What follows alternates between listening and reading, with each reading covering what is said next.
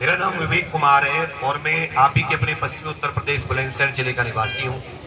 मेरे पिताजी फौज से रिटायर, माताजी किसान, दादा मतलब पूरा वही जो आपका किसान परिवार है, ऐसे ही किसान परिवार से मैं निकला हूँ। तो मैं आप लोगों से पूछना चाहूंगा, जैसे युवाओं से, अपने छोटे भाई बहनों से जो आगे जाके अपने भविष्य को उज्जवल करेंगे, कि आप में से पढ़ना किस किस को पसंद है? मतलब जब पढ़ाई किताब हाथ में आती है तो आप सब कुछ भूल जाते हो। बोले क्या काम, क्या खेती, क्या पानी लगाना, क्या सानी करना, क्या न्याय काटना, सब भूल जाते हो। बोले पढ़ाई पहले। इतने आप में से ऐसे कौन कौन है जिसको पढ़ाई बिल्कुल पसंद नहीं है? बोला पढ़ाई ये नहीं चाहिए, पढ़ाई नहीं, उसके अलावा कुछ भी कर दो गुरुजी, पढ़ाई नहीं होनी चाहिए। तो मैं भी ऐसा ही था।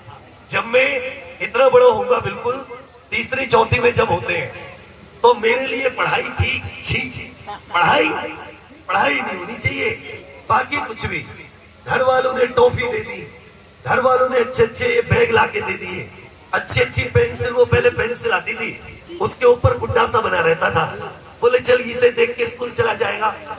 स्कूल के लिए तो निकले घर से, चौपाल होती थी पहले, स्कूल नहीं हुआ करते थे, तो चौपाल पे जाएं, उससे पहले रास्ते में खेत पड़ते थे, किसी खेत में घुस के और पूरा वही दिन भर लेटना। जब शाम को आवाज होती थी और बच्चे आ रहे स्कूल से घर, हम भी उन्हीं के बीच में विद्यालय करके अपने घर पहुंच जाते थे। टीचर बहुत ज्यादा मारते थे, जैसे पता चल जाता था कि आज ये फिर नहीं आया, तो ऐसा डर बैठ गया कि भाई ये तो पढ़ाई तो बहुत ही बुरी चीज है, ये नहीं होगी हमसे, तो टीचर मारता नहीं होती। तो हमारे घर वाले, हमारे दादाजी ने कहा कि चल ठीक है, तू पढ़ाई नहीं कर तो मेरे साथ खेत पे चला कर। हम बोले हाँ ये बढ़िया चीज है।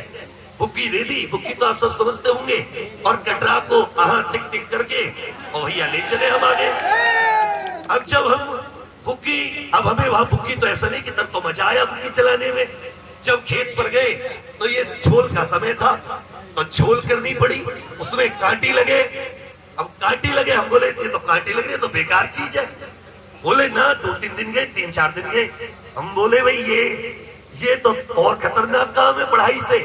मैं बोला बाबा मैं तो स्कूल जाऊंगा, मैं न जा रहा झोल पे। तो बोले भैया चल जा।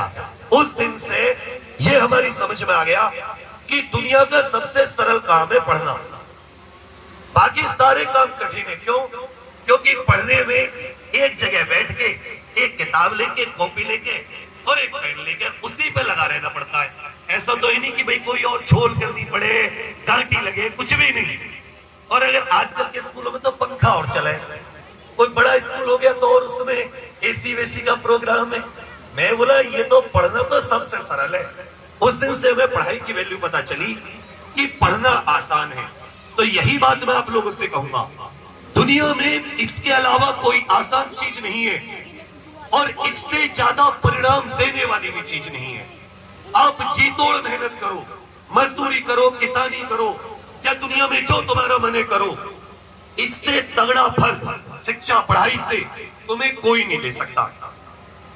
आप किसी व्यक्ति का उदाहरण ले लो, जिस भी व्यक्ति को आप सम्मान से देखते हो, आदर से देखते हो, या उसे अपना आइडल या आइकन मानते हो, उस व्यक्ति के पीछे उसकी पढ़ाई रही होगी, ना कि कुछ और।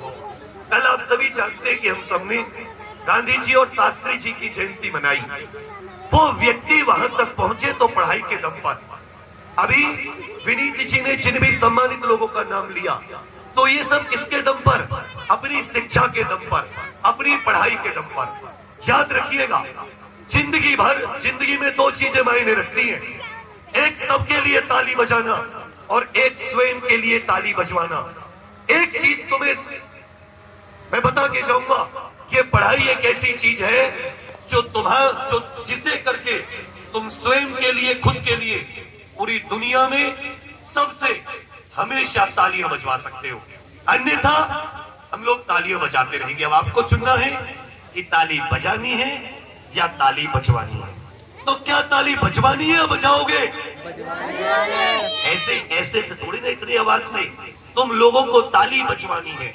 तुम्हें भी बड़े होकर डॉक्टर, इंजीनियर बनना है। पहले क्या होता था, जो अमीर होते थे, जिनके पास धन होता था, पैसा होता था, वही होता था। जब से इंटरनेट आया है, आपके पास एक मोबाइल फोन है, आपको कहीं दिल्ली, नोएडा, बेंगलोर जाने की जरूरत नहीं है। आपके घर पे आराम से वो सारी सुविधा, वो सारे इंडिया के, दुनिया के बेहतरीन टीचर मौजूद है, बिना पैसे के, बिना 1 रुपए खर्च किए। आप डॉक्टरी की तैयारी कर सकते हो, इंजीनियरिंग की तैयारी कर सकते हो, अपनी तीसरी, चौथी, पांचवी, छठी, सातवीं, आठवीं, 9वीं, 10वीं, 11वीं, 12वीं की तैयारी कर सकते हो। अर्थात आज आप ये बहाना नहीं बना सकते कि हमारे पास साधनों की कमी है या हमारे पास रिसोर्सेज की कमी है। फोन उठाओ, ढूंढो उसमें कि मुझे तीसरी की क्लास देखनी है या मुझे 12वीं की, उसमें देख लो कि कौन से सब्जेक्ट की क्लास देखनी है। आपको पढ़ाने वाले कम से कम 1 लाख टीचर मौजूद है इंटरनेट पे। पढ़िए और जिंदगी में कुछ ऐसा करके दिखाइए कि तुम्हारे परिवार वालों को, तुम्हारे गांव वालों को, समाज को, तुम्हारे क्षेत्र को और इस पूरे भारतवर्ष को आप लोगों पे गर्व हो।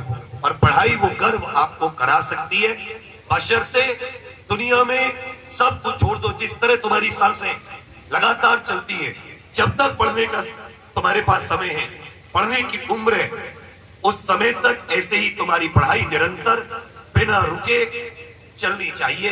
एक दिन आप अपना लक्ष्य हासिल कर लो। ऐसा हमने भी किया है, ऐसा तुम भी कर लोगे। अगर हमने कर लिया तो इसका मतलब ये भरपूर विश्वास है कि आप तो जरूर कर लोगे बिना किसी समस्या के।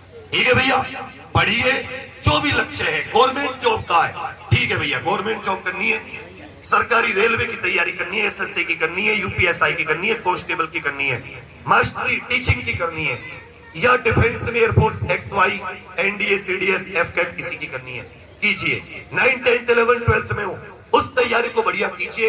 एक सपना बनाइए, डॉक्टर बनना है तो डॉक्टरी की कीजिए, इंजीनियर बनना है तो इंजीनियरिंग की। सपना देखो और सपने को पूरा करने के लिए सब कुछ छोड़ दो, कामयाब होगे। इसी के आप सभी को बहुत सारी शुभकामनाएं। माता रानी आपको पढ़ने की शक्ति दे, अच्छा स्वास्थ्य दे, यही हमारी हमेशा आपके लिए स्वास्थ्य और अच्छी शिक्षा की शुभकामनाएं। Thank you. जय हिंद, जय भारत, भारत माता की।